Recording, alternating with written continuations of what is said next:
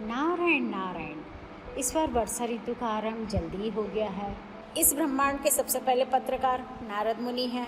अब नारद मुनि आज भी पत्रकार हैं। आप ये नहीं मानिए कि नारद मुनि आज पत्रकार नहीं है। नारद मुनि आज भी पत्रकार हैं।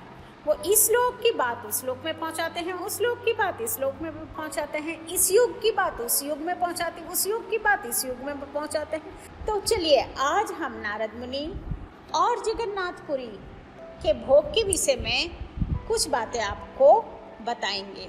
कहते हैं कि भगवान जगन्नाथ का प्रसाद दुनिया के सभी मंदिरों के प्रसाद से भिन्न और चमत्कारी है। इस मंदिर के प्रसाद को अनोखे तरीके से बनाया जाता है और इस संबंध में एक कथा भी बहुत प्रचलित है। आओ जानते हैं जगन्नाथ के प्रसाद के बारे में खास बातें। महाप्रसाद किसी भी तीर्थ स्थान पर मिलने वाले प्रसाद को सामान्य प्रसाद नहीं कहा जाता, वो प्रसाद से उत्तम ही होता है। लेकिन ओडिशा स्थित जगन्नाथ मंदिर में मिलने वाले प्रसाद को हम महाप्रसाद कहते हैं, उसे महाप्रसाद माना जाता है। कहते हैं कि एक बार महाप्रभु वल्लभाचार्य एकादशी व्रत के दिन जगन्नाथ मंदिर पहुंचे। व्रत के दिन वहाँ वल्लभाचार्य को किसी ने प्रसाद दिया। वल्लभाचार्य ने वह प्रसाद लिया और वहाँ अपने पास रख दिया, क्योंकि एकादशी थी इसलिए वो प्रसाद को ग्रहण नहीं करा। रात भी वैसे ही वो बीत गई। अगले दिन एकादशी समाप्त होती है और वो प्रसाद ग्रहण करते हैं, इसलिए उस प्रसाद को उसके बाद महाप्रसाद का गौरव प्राप्त हुआ।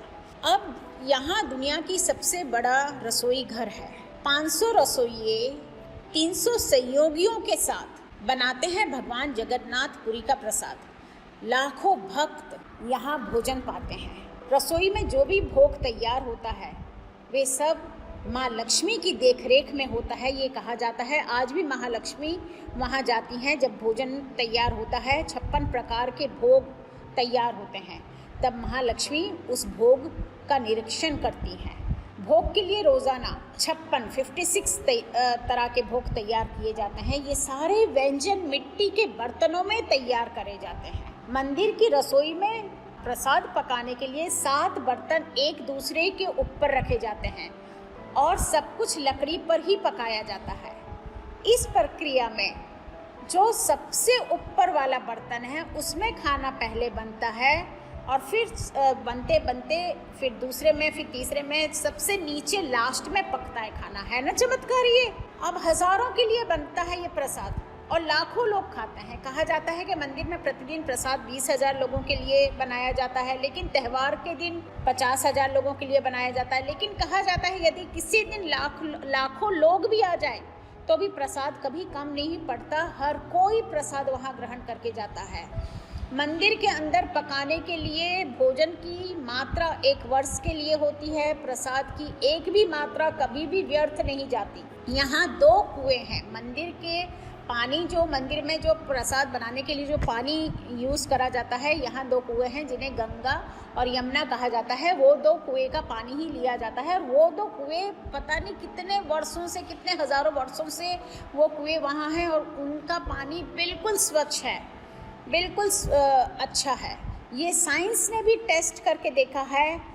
पूरा TDS वगैरह सब कुछ टेस्टिंग करी है वो वाटर की। ऐसी मान्यता है कि भगवान के समक्ष बैठकर हम प्रसाद ग्रहण नहीं करते। इसके पीछे एक कथा है कि ये महाप्रसाद कैसे इस संसार में आया। इस संबंध में चैतन्य मंगल में एक कथा आती है। एक दिन नारद मुनि कैलाश पर्वत पर शिव जी के दर्शन करने पहुँचे और उन्होंने श्री कृष्ण एवं उद्धव जी के बीच की वार्तालाप कर वर्णन उनके समक्ष किया। इस प्रसंग में उद्धव जी भगवान के महाप्रसाद की महिमा का गान करते हुए कहते हैं श्री कृष्ण को कि हे भगवान, आपकी महाप्रसादी माला, सुगंधित तेल, वस्त्र और आभूषण और आपका इतना स्वादिष्ट भोजन को स्वीकार करने से आपके भक्त आपकी माया शक्ति पर विजय प्राप्त कर लेते हैं। ये सुनकर नारद मुनि कहते हैं, हे कैलाशपति, ये सुनकर मेरे हृदय में तो भगवान विष्णु का महाप्रसाद चखने की तीव्र इच्छा हो गई है। इस आशा से मैं वैकुंठ जा रहा हूँ और पूर्ण भक्ति भाव से मैं वहाँ माता लक्ष्मी की सेवा करूँगा। नारद मुनि पहुँच जाते हैं वैकुंठ और खूब 12 वर्ष माता लक्ष्मी की सेवा करते हैं। दिन रात माता लक्ष्मी की सेवा में लगे रहते हैं। माता लक्ष्मी जी भी नारद मुनि से बहुत प्रसन्न होती हैं और खुश होकर उनसे कहती हैं, नारद जी आप वरदान मांगिए, आपको क्या चाहिए। तब वो कहते हैं, माता मेरे दिल में हजारों करोड़ों वर्षों से ये इच्छा रही है कि मैं भगवान विष्णु के महाप्रसाद का स्वाद लूँ, कृपा मेरी ये अभिलाषा पूरी कर दीजिए। ये सुनकर माता लक्ष्मी देवी दुविधा में पड़ गई। कहने लगी, परंतु नारद जी मेरे स्वामी ने मुझे कठोर निर्देश दिया है कि उनका महाप्रसाद किसी को भी ना दिया जाए। मैं उनकी आज्ञा का उल्लंघन कैसे कर सकती हूँ, परंतु तुम्हारे लिए मैं अवश्य कुछ व्यवस्था करूँगी। एक दिन माता लक्ष्मी 56 प्रकार के भोग बनाकर और पिता विष्णु के समक्ष रखती हैं और कहती हैं, नाथ आप भोजन ग्रहण करिए। अब भगवान को तो कुछ समझ में आ जाता है। भगवान माता के मुख की तरफ देखते हैं और कहते हैं, प्रिय तुम कुछ दुविधा में हो, क्या बात है, क्यों चिंता की लकीरें तुम्हारे चेहरे पे दिखाई दे रही हैं। माता कहती हैं, एक दुविधा आ गई है। नारद मुनि ने मेरी 12 वर्ष बहुत सेवा करी और मैंने उन्हें वरदान मांगने के लिए कहा तो उनने आपका प्रसाद मांग लिया। उन्होंने कहा बस इतनी सी बात, कोई बात नहीं। जब मैं भोजन कर रहा हूँ तो उन्होंने कहा इतनी सी बात आप तो कह रहे हैं, लेकिन आपने ही तो मुझे ये निर्देश दिया है कि मैं किसी को भी आपका भोजन ना दूं, आपके समक्ष कोई भी भोजन नहीं कर सकता। तो उन्होंने कहा जब मैं भोजन कर रहा हूँ और भोजन करते समय यहाँ वहाँ मुँह करूँ तब मेरी थाली में से उठा के नारद मुनि को भोजन दे देना। तो ये सुनकर लक्ष्मी माता बड़ी प्रसन्न हुई। जब भगवान भोजन करते वो यहाँ वहाँ मुँह कर लेते, माता लक्ष्मी थाली में से उठा के भोजन नारद मुनि को दे देती। नारद मुनि प्रेम से भोजन ग्रहण करते, बड़े खुश हो गए नारद मुनि ये भोजन करके। प्रसाद, दुर्लभ महाप्रसाद का एक एक कण उन्हें ऐसा लगने लगा कि उनने समस्त अपना जीवन की माया सब कुछ निशावर कर दी भगवान विष्णु पर। अब उन्होंने तुरंत महादेव को बताया कि क्या बढ़िया भोजन था, क्या स्वादिष्ट भोजन था, और मैं तो श्री कृष्ण के प्रेम में मस्त हो गया। तो भगवान ने कहा ये तो बड़ी गलत बात है नारद मुनि, तरीका तो हमने ही बताया कि आप जाओ वैकुंठ और माता लक्ष्मी की सेवा करो और हमें ही आपने वंचित रखा भोजन से। तो नारद मुनि को बड़ा ये क्या आश्चर्य हुआ, ये तो बात ठीक है, बड़ा दुख भी हुआ।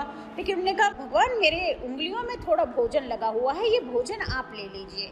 तो वो उंगलियों से भोजन शिव जी ले लेते हैं और शिव वो भोजन ग्रहण करते हैं।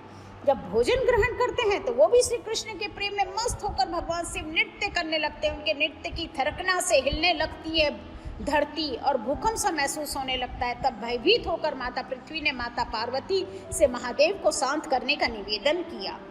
बड़ी मुश्किल से माता पार्वती ने शिव जी को शांत किया, फिर उनसे इस उन्मत्त नृत्य का कारण पूछा तो शिव जी ने इसका कारण बताया। तो ये सुनकर माता पार्वती रुष्ट हो गई, रूठ गई, कहने लगी स्वामी आपको महाप्रसाद मुझे भी देना चाहिए। क्या आप नहीं जानते मेरा नाम वैष्णवी है। वैष्णवी यानी विष्णु की बहन। आप ये बात को समझ में, वैष्णवी हम लक्ष्मी जी को नहीं कहते हैं, लक्ष्मी जी पत्नी हैं। वैष्णवी यानी विष्णु की बहन पार्वती वैष्णवी हैं, तो हमें भी प्रसाद मिलना चाहिए। इस बात पे वो कहने लगी हमें ये बात अच्छी नहीं लगी।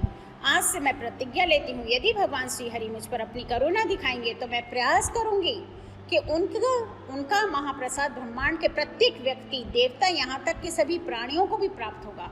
तभी आश्चर्यजनक रूप से उसी क्षण भगवान विष्णु माता पार्वती के वचन की रक्षा हेतु वहाँ प्रकट हुए और बोले, हे देवी पार्वती, हे बहन पार्वती, मैं आपको वचन देता हूँ कि मैं स्वयं तुम्हारी प्रतिज्ञा को पूर्ण करूँगा और पुरुषोत्तम क्षेत्र जगन्नाथपुरी में प्रकट होऊंगा और ब्रह्मांड में प्रत्येक जीव को अपना महाप्रसाद प्रदान करूँगा। इसलिए आज भी जगन्नाथ मंदिर में भगवान जगन्नाथ को भोग लगाने के पश्चात सर्वप्रथम प्रसाद विमला देवी यानी माता पार्वती के मंदिर में अर्पित किया जाता है। और यही कारण है कि कोई भी भक्त प्रसाद कभी भी अर्चा विग्रह के सामने यानी भगवान की मूर्ति के सामने ग्रहण नहीं करता है। भगवान से दूर रह के ये प्रसाद ग्रहण करा जाता है। ये प्रसाद की महिमा जितनी है और सुनने में जितना मीठा लग रहा है, सुनकर ऐसा लग रहा है हम भी अभी जाएं जगन्नाथपुरी। भगवान सारा कोविड ख़त्म कर दीजिए ना, पूरा कोविड इस पृथ्वी से चला गया है।